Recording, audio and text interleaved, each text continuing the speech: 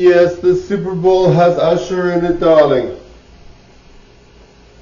The Super Bowl of a lifetime. No, no, no, no, no.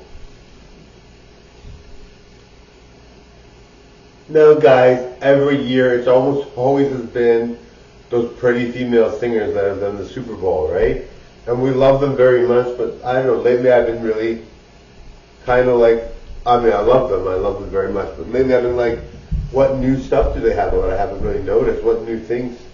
I haven't really been paying attention to the female singers that we all love. Like, I love them very much. I pay attention all the time.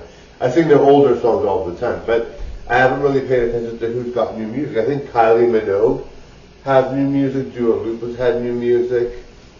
Miley Cyrus may have. Katy Perry might have. But I love those girls, right? I kind of wish one of those girls was doing the Super Bowl, but they've done them so many times that those girls are always getting hired. Oh no, they're never going to be advertised. Oh, no, no, no. I know, thank you guys. Dolly Parton should do Super Bowl half the show. I know.